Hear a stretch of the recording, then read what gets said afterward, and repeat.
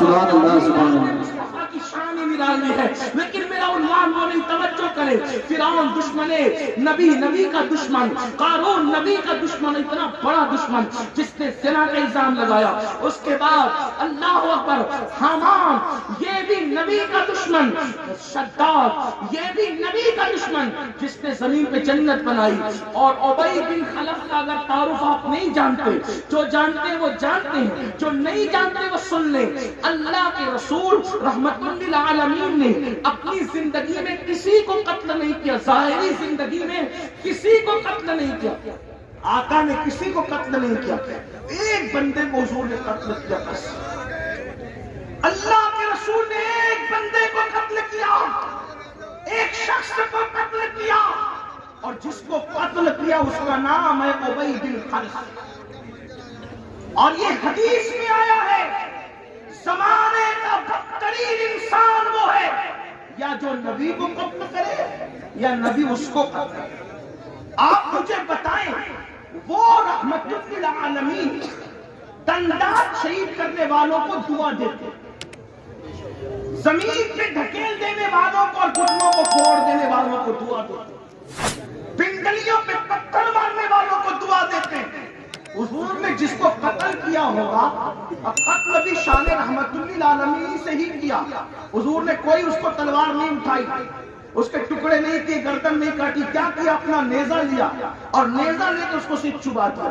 تو پورے میدان میں وہ تھرکتا پھرتا تھا، تڑپتا تھا۔ ابو جہل نے کہا تو عورتوں سے زیادہ کمزور ہے، بہت زیادہ بہادری کی باتیں کرتا تھا، آج تو تڑپ رہا ہے۔ اس نے کہا ابو جہل تو کہتے صرف نیزہ چبایا ہے، واللہ اگر وہ مجھ پر تھوک بھی دیتے تو بھی میں قتل ہو جاؤں۔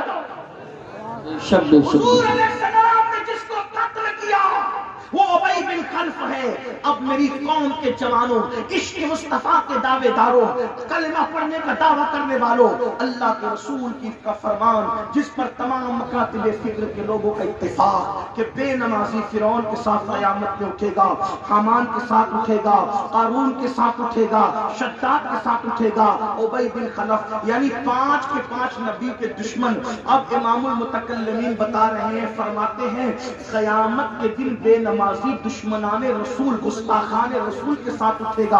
اس سے پتا چلا کہ اشارت النص کے حوالے سے یہ بات کہی جا رہی ہے کہ گویا جو نماز نہیں پڑھتا اس کا شمار نبی کے دشمنوں میں کیا جاتا ہے، جو نماز نہیں پڑھتا اس کا شمار نبی کے دشمنوں میں کیا جاتا ہے۔ آپ سے پوچھنا چاہتا ہوں جو فرعون کے ساتھ اٹھے گا اس کی جنت کیسی، جو حامان کے ساتھ اٹھے گا اس کی جنت کیسی؟ مسلمانوں تمہیں ڈر نہیں لگتا؟ تم گیم کے لیے اتنا وقت نکال لیتے ہو، فلموں کے لیے اتنا وقت نکال لیتے ہو، بتاؤ تو صحیح، دوستوں کے ساتھ بیٹھتے تو اتنا وقت نکال لیتے ہو۔ میرے بھائی کیوں 10 منٹ کا ٹائم نماز کے لیے نہیں ملتا؟ کیوں نمازیں قطع کرتے ہو؟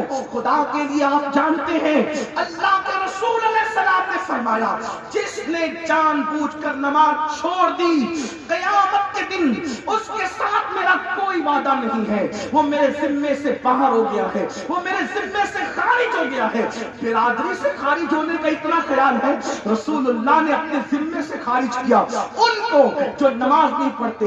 بڑی معذرت کے ساتھ آج لوگ یہ کہتے ہیں مولانا اتنا نہ ڈراؤ، نماز کوئی ضروری ہے، اللہ غفار ہے، کریم ہے، ستار ہے، وہ تو یوں بھی جنت دے دے گا۔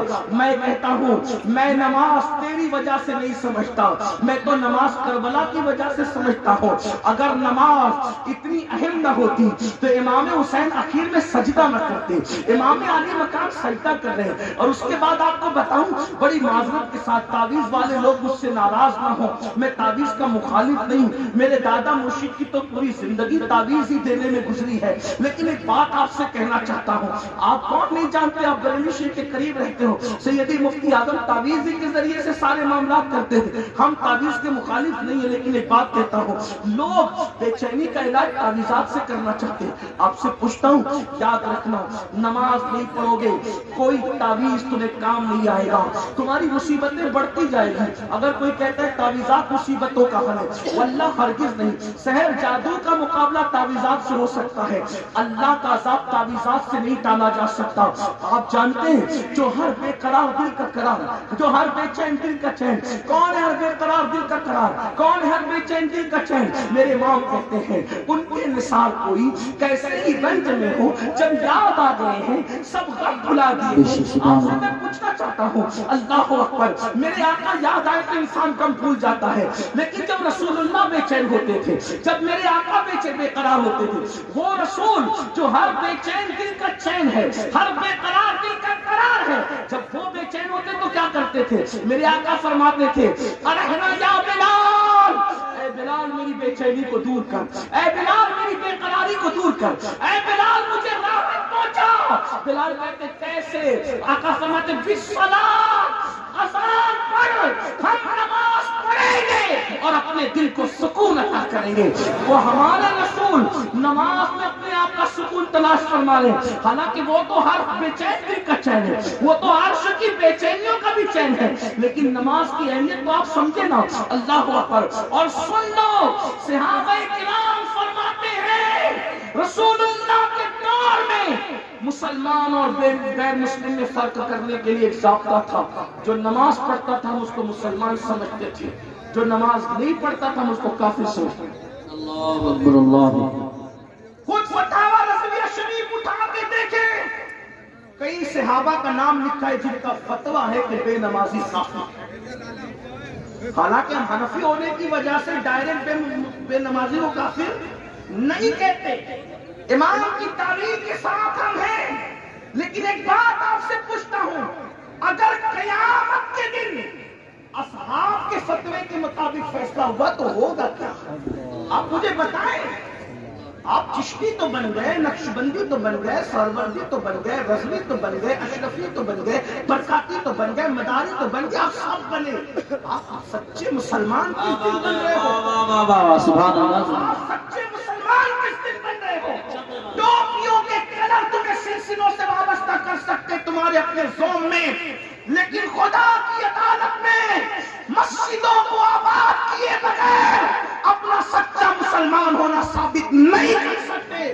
اور یہاں چاہے جتنے بہانے بنا لو، چاہے جتنے بہانے کر لو، اللہ کے یہاں کوئی بہانہ نہیں چلے گا۔ مسلمانوں کیا ہو گیا؟ اللہ کی عبادت کے لیے ٹائم نہیں، اللہ کی عبادت کے لیے وقت نہیں۔ تو بات کو لمبی نہ کرتے ہوئے عرض یہ کر رہا تھا، میرے آقا صلی اللہ علیہ وسلم کے دیوانوں، ہو کیا گیا اس قوم کو؟ ہائے ہائے، جس کی راتیں رکوع اور سجود میں گزرا کرتی تھی، جس کی راتیں سجدے کے شوق میں گزرا کرتی تھی، آج وہ قوم راتوں میں گندی فلمیں دیکھ رہی ہے۔ اس قوم کے جوان نشے میں مبتلا ہے، اس قوم کے جوان شراب میں مبتلا ہے۔ آپ سے ایسے کرنا چاہتا ہوں، نشے اور شراب کے حوالے سے ذرا کوئی غور تو کر لے۔ فقیہ ابو اللہ سمرقندی نے سیدہ عائشہ صدیقہ کا بیان نقل کیا، لکھتے ہیں کہ اماں عائشہ صدیقہ کہتی ہے کہ اللہ کے رسول نے فرمایا جو نشہ کرے اس کو اپنی بیٹیاں نہ دیا کرو، اپنی بیٹیوں کے رشتے نشہ کرنے والوں کو نہ دو۔ فرمایا میرے آقا نے نشہ کرنے والا بیمار پڑے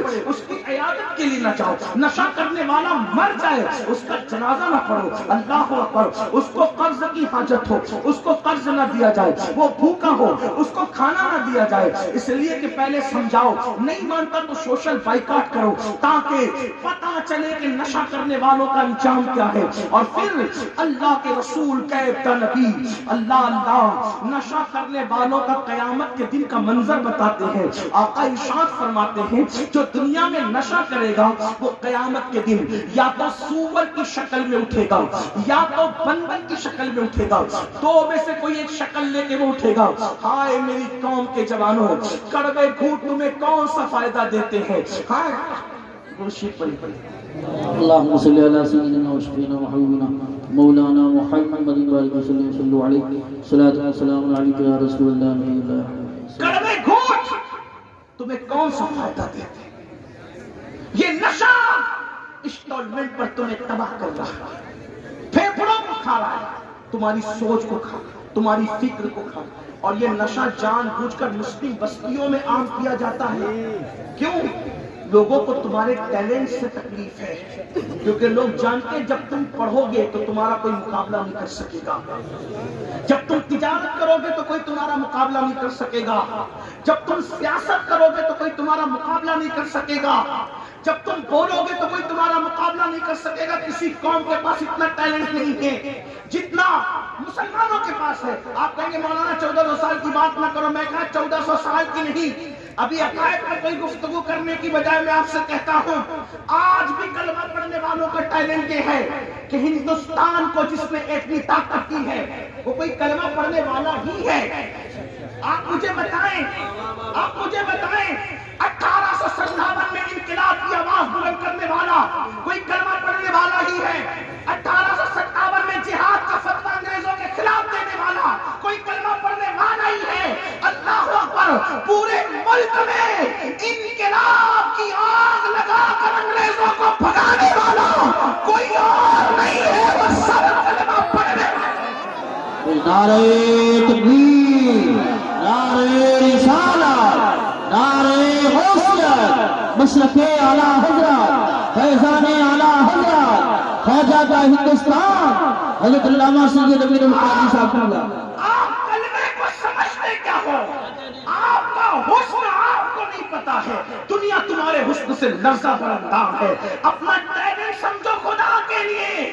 بھیڑیوں کی صفوں میں رہتے ہوئے شیر اگر اپنے آپ کو بھیڑیا سمجھے اس سے بڑھ کر نادانی کیا ہوگی. اے میری قوم کے جوان، تو شراب پینے والا بھیڑیا نہیں ہے، تو جوا کھیلنے والا بھیڑیا نہیں ہے، تو زنا کرنے والا بھیڑیا نہیں ہے. تو محمد الرسول اللہ کا شیر ہے. شیر تو شراب پینے نہیں، تو شربت عشق رسول پینے کے لیے آیا ہے. تو جوا کھیلنے کے لیے نہیں، تو جوے کے خاتمے کے لیے آیا ہے. تو زنا کرنے کے لیے نہیں، تو زنا کے خاتمے کے لیے آیا ہے. ارے نادان، ہندوستان میں مسلمانوں کا پہلا قافلہ نہ مسجد بنانے آیا تھا نہ مدرسہ بنانے آیا تھا. وہ تو بیٹیوں کی عزت کی حفاظت کے لیے آیا تھا. یہ اور بات ہے کہ تمہارا کردار دیکھ کر کے لوگ کلمہ پڑھ کے مسلمان ہوئے اور اس کے بعد لوگ تمہارے طریقے پر آ گئے. مسجدیں بن گئی کردار کی وجہ سے، مدرسے بن گئے کردار کی وجہ سے. مسلمانوں، ہمارے معاشرے اور سماج میں اس لیے نشے کو پروموٹ کیا جا رہا ہے، حسن کو پروموٹ کیا جا رہا ہے. ہمارے ٹیلنٹ سے لوگوں کو تکلیف ہے، ورنہ آج بھی مسلمانوں کے پاس ٹیلنٹ کتنا ہے. اور دیکھ لیں اس ڈاکٹر کو جو کلمہ پڑھتا ہے اور دیکھ لیں اس کو جو کلمے سے آری ہے. کورونا کے کال میں آپ کو نہیں پتا چلا کہ کلمہ پڑھنے والے ہی لوگوں کا علاج کرتے رہے.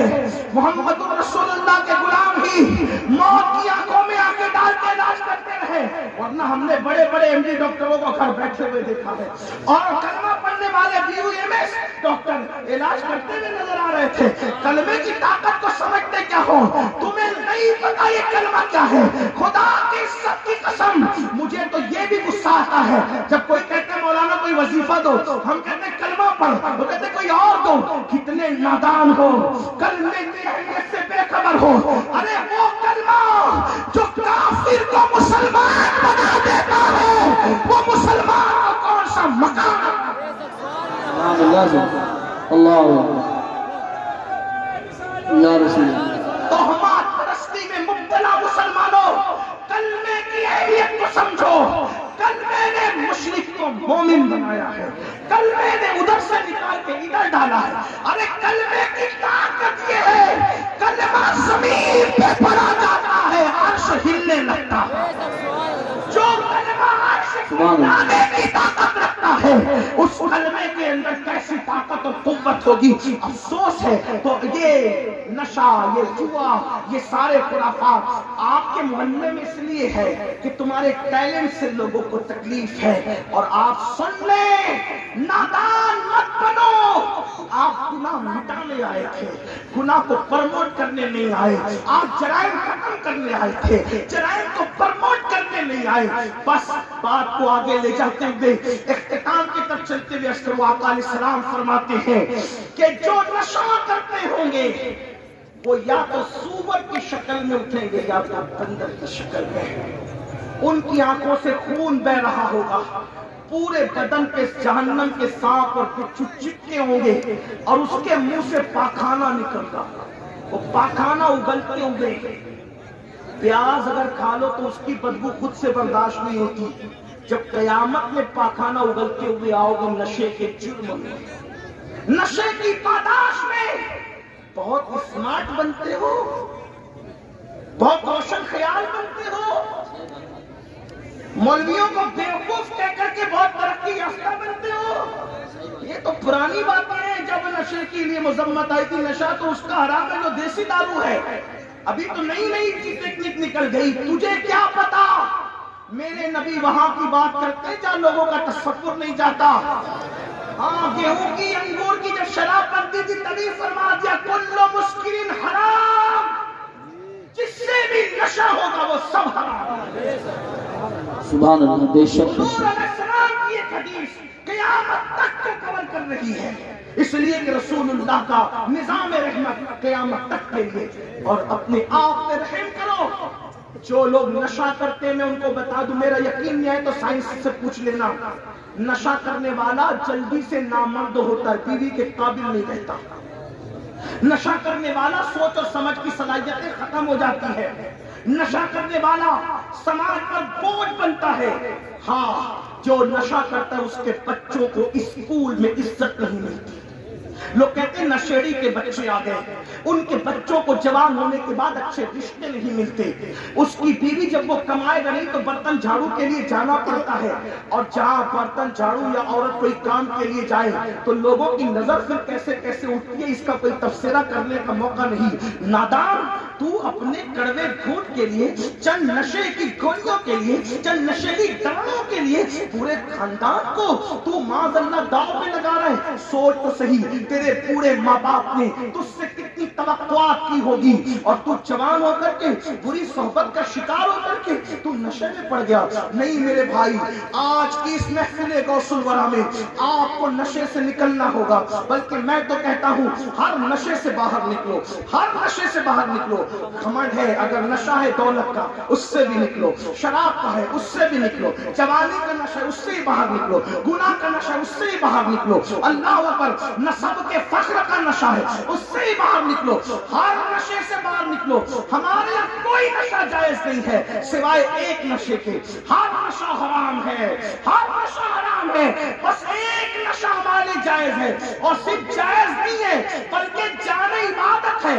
آؤ ہم اسی نشے کی بات کر لیں۔ وہ نشہ کون سا ہے؟ وہ نشہ وہ ہے جو بدناموں کو نیک نام کر دیتا ہے، جو گمراہوں کو آسان ہدایت کا تانا بنا دیتا ہے، جو کہا لگانے والوں کو راتوں میں آؤ بوکا کرنے پہ مجبور کر دیتا ہے، جو گناہوں کی ہڈیوں کو آباد کرنے والوں کو خدا کعبے کی طرف لاتا ہے۔ وہ نشہ کون سا ہے؟ جس کو بتا دو تو بتانے والا ابو بکر بن جاتا ہے، اور اگر چھپا لو تو چھپانے والا ویسے کرنی بن جاتا ہے۔ اس نشے کو نشہ عشق رسول کہتے ہیں، نشہ محبت رسول کہتے ہیں۔ اس نشے کی شان یہ ہے جو نشہ محبت رسول اگر کسی کو چڑھ جاتا ہے وہ گمراہ نہیں ہوتا، قوموں کا امام بن جاتا ہے، وہ ذلیل نہیں ہوتا، فرشتے بھی اس کی تعظیم کرتے نظر آتے ہیں۔ امام کہتے ہیں نکیرین کرتے ہیں تعظیم میری، نکیرین کرتے ہیں تعظیم میری، فدا ہو کے تجھ پہ یہ عزت ملی ہے، خاک ہو کر عشق میں آرام سے سونا ملا، جان کی ایک سیر ہے الفت رسول اللہ کی، یہ وہ نشہ ہے اے عشق تیرے صدقے جلنے سے چھٹے سستے، جو آگ بجھا دے گی وہ آگ لگائی ہے۔ نکلو نشے سے، ہر نشے سے توبہ کرو۔ میں اپنی گفتگو کو اب اختتام کی طرف لے جاؤں، اللہ اکبر۔ تو میں عرض یہ کر رہا تھا وہ مشکات شریف کی حدیث رہ گئی ہے، اس کو پورا کر لیا جائے، توجہ فرمائیں، دھیان دیں۔ آقا فرماتے ہیں، اللہ ارشاد فرماتا ہے کہ جب تم میری نافرمانی کرتے ہو، گناہ کرتے ہو، تو میں تم پر ظالم حکمراں مسلط کرتا ہوں، ان کے دلوں میں تمہاری نفرتیں پیدا کرتا ہوں، وہ تم پر مسلط ہو کے ظلم کرتے ہیں۔ اب پھر اس کا علاج کیا ہے؟ اب حدیث سنو، 1450 سال پہلے کی بات ہے، ایسا لگتا ہے جیسے آج کے ماحول میں بات ہے۔ یہی تو بات ہے غیب داں نبی کی، یہ بات ہے غیب داں۔ میں تو حیران ہوں، لوگ آج بھی نبی کے غیب پہ لڑ رہے ہیں، جبکہ لوگوں نے ایسی ایسی مشینیں ایجاد کر لی ہے کہ گلیکسی دیکھ رہے ہیں لوگ، ستاروں کے انجمن دیکھ رہے ہیں لوگ، سیارے دیکھ رہے ہیں لوگ۔ میں کہتا ہوں سائنس ترقی کرے گی تو شاید لوگ سارے انکشافات کر لیں گے، لیکن ایک غیب کو سائنس کی ترقی بھی نہیں دیکھ سکتی، اور وہ ہے غیب الغیب، وہ ہے، اور وہ ہے ذات خدا، ہے نا؟ ہر غیب جس پہ پہلے غیب کا اطلاق ہو رہا تھا، لوگ جس پہ لڑ رہے تھے، لوگ تو سب مشینوں کے ذریعے سے دیکھ رہے ہیں۔ میں اس کی کوئی تشریح میں نہیں جاتا، حالانکہ ہمارے یہاں غیب کی تعریف کچھ اور ہے، ان کے یہاں کچھ اور ہے۔ حواس خمسہ سے جسے پتہ نہ کیا جا سکے اسے غیب ہے، لیکن بہرحال وہ بات کرتے تو ان کے لہجے میں بات کر رہا ہوں۔ ہر چیز دیکھی جا سکتی ہے مشینوں کے ذریعے سے، لوگ دیکھتے، پیٹ کا بچہ بھی دیکھ رہے ہیں۔ سورہ لقمان میں جس کو کہا گیا تھا کہ پیٹ میں کیا ہے کسی کو نہیں پتا، آج تو پیٹ میں کیا ہے وہ بھی معلوم ہو رہا ہے مشینوں کے ذریعے سے۔ حالانکہ اس کی تفسیر میں مفسرین نے یہ بات کی، بننے کے بعد نہیں، جس دن نطفہ جائے اسی دن کیا ہے یہ کسی کو نہیں۔ بہرحال چلے اور بھی تشریحات میں کوئی سائنس کیا، ابھی یہ غیب کی بات نہیں کر رہا ہوں، مگر سن لیں، ہر چیز لوگوں نے دیکھی مگر خدا کو کبھی نہیں دیکھ سکتے۔ میرا نبی اتنا عظیم غیب کا ہے جس نے آج سے 1450 سال پہلے خدا کو دیکھا ماتھے کی آنکھوں سے۔ سبحان اللہ، ماشاءاللہ۔ تو ربی، میں نے اپنے رب کو دیکھا اور اس شان سے دیکھا، ما زاغ البصر وما طغى۔ جو خدا کو دیکھ کر فلک نہ جھپکائے وہ مصطفیٰ جان رحمت کر دیکھ رہا۔ تو جو خدا کو دیکھتا ہے وہ آج کے حالات کو نہیں دیکھ سکتے۔ تو میرے آقا علیہ الصلوۃ والتسلیم نے بتایا، اللہ ارشاد فرماتا ہے میں ان کے دل میں تمہاری نفرتیں ڈال دیتا ہوں جو تم پہ ظلم کرتے ہو۔ تم کیا کرتے ہو؟ تم گڑ گڑاتے ہو ان کی، کتنی چاپلوسیاں کرتے ہو، کتنی چاپلوسیاں کرتے ہو، کتنے گڑ گڑاتے ہو۔ 1450 سال پہلے آج کا ماحول ہے، بلکہ اب تو ہم دیکھ رہے ہیں جن کے اوپر دینداریوں کا لیبل لگا ہے، جن لوگوں کی داڑیاں سفید ہو چکی، جن کے پیشانیوں پر سجدوں کے نشانات، ان کے نمازی ہونے کی نشانی دے رہے، وہ بھی ان کی بولی حالات تبدیل ہو رہے ہیں۔ قرآن حدیث کہہ رہی ہے تم چاپلوسیاں کرتے ہو، ان کے آگے گر گراتے ہو۔ اللہ فرماتا ہے ان کے آگے گر گرانے سے کام نہیں بنے گا، ان کی آگے گر گرانے سے دیکھو اپنے مسائل کا حدیث میں کیسے ہے۔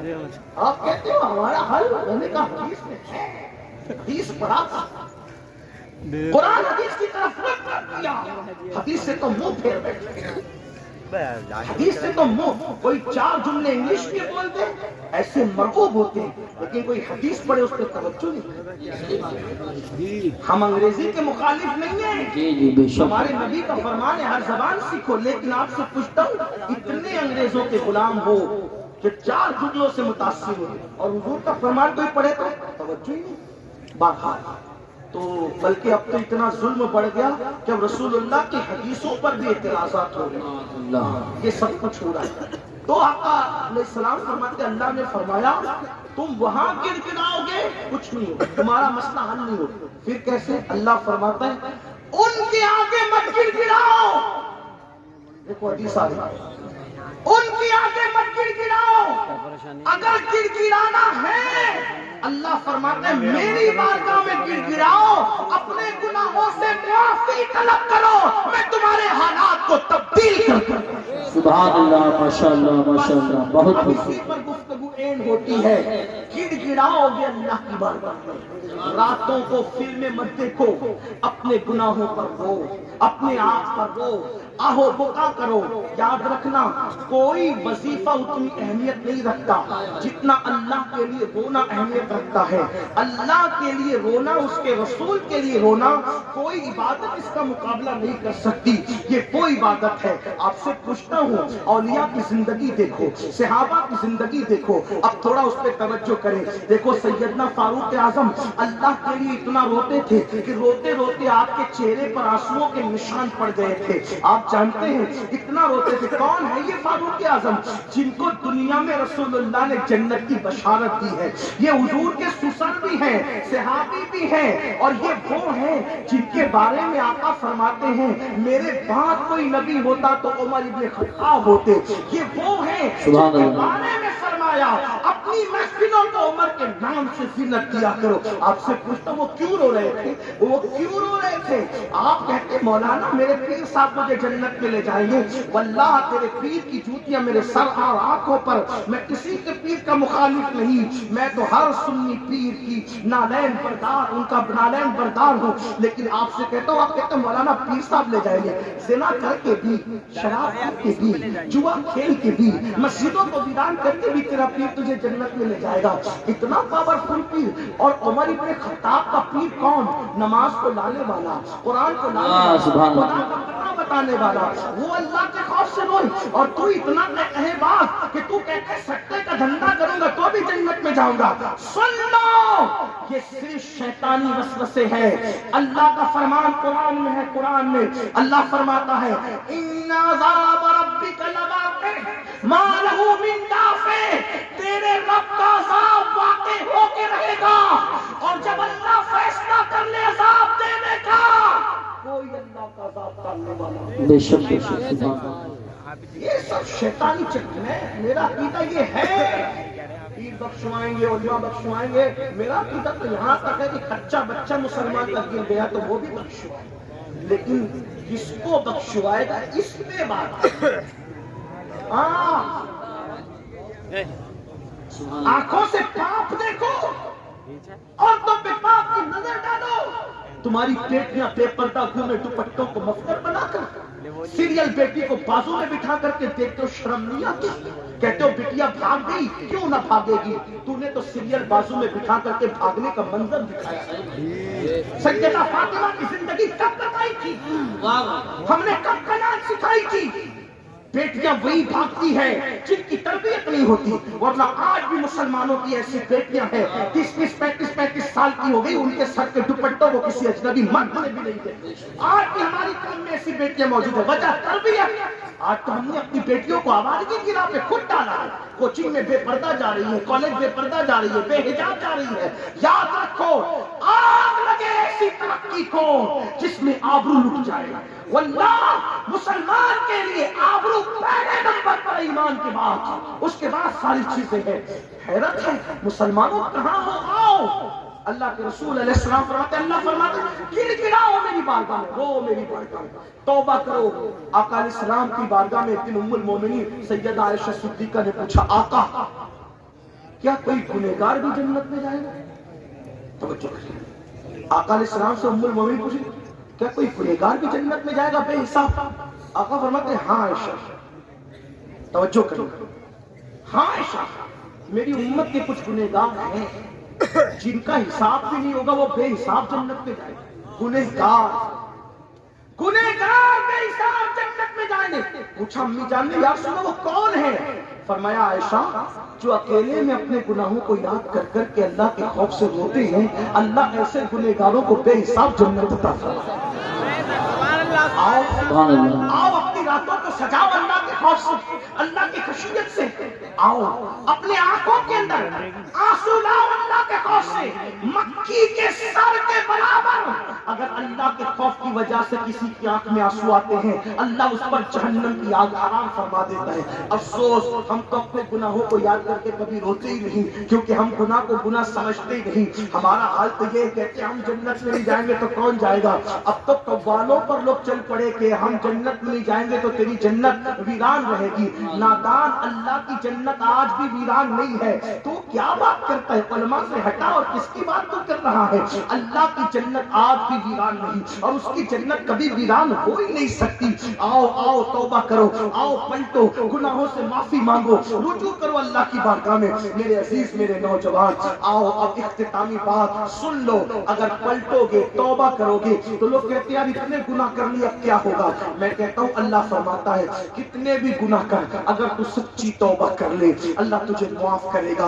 اتنے واقعات ہیں تاریخ میں بھرے ہوئے کہ کیسے کیسے پاپیوں نے توبہ کی, کیسے کیسے مجرموں نے توبہ کی, اللہ نے سب کو معاف کیا. آئیے ایک واقعہ جو علامہ عثمان ابن حسن نے, علامہ عثمان ابن حسن نے اپنی کتاب میں لکھا درۃ الناصحین میں اس کو اپنے الفاظ کے جامع میں پیش کر کے بات ختم کرتا ہوں. اپنے جوانوں کی خاص توجہ. میرے عزیز کیسے کیسے لوگ توبہ کرتے ہیں اور کیا سے کیا بن جاتے ہیں. توبہ ایک ایسا دروازہ ہے جو بندے کو خدا کے قریب کرتا ہے. توبہ ایک ایسی نعمت ہے جو خدا کا محبوب بنا دیتی ہے. توبہ ایسی چیز ہے. محبوب الہی سرکار نظام الدین اولیاء کہتے ہیں متقی اور تائب یعنی توبہ کرنے والا دونوں کا نام اعمال برابر برابر ہوتا ہے. متقی کا بھی گناہ سے خالی, توبہ کرنے والوں کا بھی گناہوں سے خالی. کسی نے پوچھا وہ کیوں, تو کہا متقی کا اس لیے گناہ سے خالی ہوتا ہے کہ اس نے گناہ کیا نہیں, اور تائب کا اس لیے ہوتا ہے گناہ کیا تو تھا مگر توبہ کر لی اور اللہ نے اس کے سارے گناہوں کو مٹا دیا. آئیے نا میرے بھائیوں ہم اللہ کے قریب آئیں. میرے عزیز ہم سب سے دل لگا چکے, کبھی اس کے بھی قریب آ کر کے دیکھیں. وہ ماؤں سے زیادہ مہربان ہے, 70 ہی نہیں کروڑوں ماؤں سے زیادہ مہربان ہے. میرے عزیز جیسے اس کے قہر کی کوئی امتحان نہیں ہے, جیسے اس کے علم کی کوئی امتحان نہیں ہے, جیسے اس کی شان جباری کی کوئی امتحان نہیں ہے, جیسے اس کی شان ستاری کی کوئی امتحان نہیں ہے, ویسے اس کی محبت کی شان کی بھی تو کوئی امتحان نہیں ہے. وہ ہم سے محبت کرتا ہے. میرے عزیز اللہ اکبر, ہزاروں کروڑوں مائیں مل کر ایک بچے سے جتنا پیار نہیں کر سکتی اس سے زیادہ پیار اللہ اپنے بندوں سے کرتا ہے. میرے بھائیوں تمہیں کس نے کہہ دیا کہ اللہ تمہیں عذاب دے گا؟ یاد رکھنا وہ کہہ چکا, وہ فرما چکا میں تمہیں عذاب دے کے کیا کروں گا اگر تم میرے فرما بردار بنو. فرما بردار بنو گے تو عذاب نہیں دے گا, ڈرو گے تو عذاب نہیں دے گا. سرکشوں کو عذاب دے گا, مجرموں کو عذاب دے گا, بے باکوں کو عذاب دے گا. بے باک نہ بنو, اللہ سے ڈرتے رہو, گناہوں سے توبہ کرتے رہو, معافی طلب کرتے رہو. جانتے ہو اللہ اللہ میرا اللہ کتنا پیار کرتا ہے. حدیث پاک میں آتا ہے ہر رات کے آخری حصے میں, صرف شب برات میں نہیں, صرف شب قدر میں نہیں, ہر رات کے آخری حصے میں روزانہ پہلے آسمان پہ تجلی کرتا ہے, نزول اجلال کرتا ہے جیسا کہ اس کی شان ہے, اور آواز دیتا ہے جیسا کہ اس کی شان ہے. کون میرا بندہ ہے گناہ سے معافی مانگنے والا تاکہ میں اس کو معاف کر دوں؟ کون میرا بندہ ہے روزی طلب کرنے والا تاکہ میں اس کو روزی عطا کروں؟ کون میرا بندہ ہے اولاد مانگنے والا تاکہ میں اس کو اولاد عطا کروں؟ کون میرا بندہ ہے عزت کا متلاشی تاکہ میں اسے عزت عطا کروں؟ سوچو تو صحیح, حدیث سے حدیث اکثر کتب میں یہ حدیث موجود ہے. پوچھتا ہوں اللہ پاک خود پکار کر کے فرما رہا ہے کیا مانگتا ہے مانگ. لیکن افسوس رات کے آخری پہر میں 3 بجے رات کو گیم دیکھ کھیل کر کے ہم آخری پہر میں سو چکے ہوتے ہیں. ہر مسلمان کے نہیں بلکہ ہر بندے کے دروازے دل پر قدرت دستک دیتے ہیں. میرے قریب آ, تو میرے قریب چل کے آئے گا, میری رحمتیں دوڑ کے تیرے پاس آئے گی. اللہ اکبر, اللہ کی ناقدری ہم سے زیادہ کون کر رہا ہے؟ وما قدر اللہ حق قدری, تم نے اپنے اللہ کی ایسی قدر نہیں کی جیسا کہ قدر کرنا چاہیے تھا. سیاسی لیڈر کہے مجھے اور دو میں یہ کام کر کے دوں گا, سب اس کی طرف دوڑ پڑتے ہو, اور اللہ کہہ رہا ہے مانگ کیا مانگتا ہے میں تجھے عطا کروں گا. کیوں نہیں آتے اس کی طرف, کیوں سوتے پڑے رہتے ہو؟ یعنی جتنا سیاسی لیڈروں کی بات میں یقین ہے اتنا بھی اپنے رب کے فرمان پر تم نے توجہ نہیں کی. پھر تباہ نہیں ہوں گے تو کیا ہوگا, پھر برباد نہیں ہوں گے تو کیا ہوگا؟ آؤ مسلمانوں, رات کو رونا سیکھ لو, رات کو گڑگڑانا سیکھ لو. ارے سب کے لیے رو کے دیکھا, کبھی رب کے لیے رو کے دیکھو. سب کے آگے گڑگڑا کے دیکھا, کبھی اس کی بارگاہ میں گڑگڑا کے دیکھو. اللہ اکبر. تو جو بات کہنے چلا تھا وہ یہ علامہ عثمان ابن حسن اپنی کتاب میں لکھتے ہیں جوانی دیوانی ہوتی ہے، جوانی دیوانی ہوتی ہے، جوانی مستانی ہوتی ہے، جوانی میں پاگل پن ہوتا ہے، جوانی میں جنون ہوتا ہے، جوانی میں لاؤبالی پن ہوتا ہے، جوانی میں ہوش و حواس جو ہے وہ گناہوں کے حوالے سے بھی جذباتی ہوتے ہیں، جوان جذباتی، جوان کی فطرت ہے جذباتی ہونا، جیسے دودھ کی فطرت ہے آگ نیچے سے ملے تو ابل پڑتا ہے، ویسے جوان کی فطرت یہ ہے کہ جذبات کو مشتعل ہونے میں وقت نہیں لگتا، اور خاص طور پہ دو چیزیں جوان کو زیادہ مشتعل کرتی ہے، ایک تو حسن اور ایک تو عشق، یہ دو چیزیں جو جوان کو مشتعل کرتی ہے، کسی دور کا جوان ہو، کسی زمانے کا جوان ہو، جوان بہرحال جوان ہوتا ہے۔ اب آئے علامہ عثمان ابن حسن لکھتے ہیں، جس کو اپنے الفاظ کے جامع میں پیش کر رہا ہوں، ہو سکتا ہے شاید ہزاروں کے مجمع میں بیٹھے ہوئے کئی جوانوں کی یہی داستان ہو، ان کی یہی داستان ہو سکتا ہے۔ اللہ اللہ، عثمان ابن حسن کہتے ہیں حسن نام کا ایک جوان تھا، حسن نام کا ایک جوان تھا، جوانی کی شروعات تھی، ابھی جوانی کا اٹھان تھا، چہرے پہ داڑھی کے پورے بال بھی نہیں نکلے تھے، گھر والوں نے کہا حسن جاؤ اور بازار جا کر کے کچھ خرید کر کے لاؤ۔ کہتے ہیں حسن بازار گئے، جوان تھے، ابتدائی جوانی تھی، جوانی کی شروعات تھی، حسن گئے اور جا کر کے کیا دیکھا، ایک بہت خوبصورت اور حسین و جمیل لڑکی، وہ بھی کوئی سودا لینے کے لیے آئی۔ پھر وہ جوان نے دیکھا، آنکھیں چار ہوئی، جب آنکھیں چار ہوئی تو اس جوان حسن نے ہنس کے کہا اے لڑکی تو کتنی خوبصورت ہے، کتنی حسین ہے، کتنی جمیل ہے تو۔ وہ لڑکی تھی آج کل کی بیٹیوں کی طرح نہیں کہ حسن کی تعریف سن کر گردن کو جھرجھری دیتی اور گھمنڈ کرتی، نہیں، وہ اس دور کی بیٹی تھی، ابھی خیر القرون ختم نہیں ہوا تھا، ابھی خیر القرون ختم نہیں، رسول اللہ کا ظاہری دور ابھی وصال تو فرمایا تھا، لیکن ابھی بھی بڑے بڑے اکابر صحابہ موجود تھے، اس دور کی بات ہے۔ اس دور میں پرورش قرآن و سنت کے سائے میں، قناعت کے سائے میں، کردار سیدہ زہرا کے سائے میں، کردار خدیجہ الکبریٰ کے سائے میں، کردار عائشہ صدیقہ کے سائے میں اس وقت تو پرورش ہو رہی تھی۔ جیسے لڑکی نے اپنے حسن کی تعریف سنی، کتنی خوبصورت ہے لڑکی تو، اس لڑکی نے فوراً کہا اے لڑکے، اے لڑکے، اللہ سے ڈر، اللہ سے ڈر۔ حسن کہتے ہیں میں اس کے حسن میں اتنا ڈوب چکا تھا کہ اس جملے کا اثر بھی میرے دل پہ نہیں ہوا، حسن میں اتنا ڈوب ہی گیا تھا کہ مجھے خیال ہی نہ رہا کہ یہ کیا رہی ہے۔ میں نے کہا تو کتنی خوبصورت ہے، اور ایک بات اللہ سے ڈرو۔ کسی بزرگ کا ایک جملہ یاد رکھنا، لذت کے لیے گناہ مت کرو، لذت کے لیے گناہ مت کرو، لذت چلی جائے گی، گناہ باقی رہ جائے گا۔ لذت مٹنے والی ہے، گناہ نہیں مٹنے والا ہے۔ جب تنہائیوں میں دل چاہے گناہ کرنے کو تو سوچو اللہ دیکھ رہا ہے، سب کو دیکھ رہا ہے، اور سن لو جو اکیلے میں گناہ کرتا ہے اللہ اس کی عبادتوں کو بھی رد کرتا ہے۔ وَالْعَاقِبَةُ لِلْمُتَّقِينَ، عاقبت تو صرف اللہ سے ڈرنے والوں کے لیے۔ لوگوں کے سامنے عبادت کرتے ہو، آخرت میں تنہائیوں کے اندر پاپ کر رہے ہو، اپنی تنہائی کیسی خود سوچو، اپنی تنہائیوں کو اللہ کی یادوں سے آباد کرو، رسول اللہ کی یادوں سے آباد کرو۔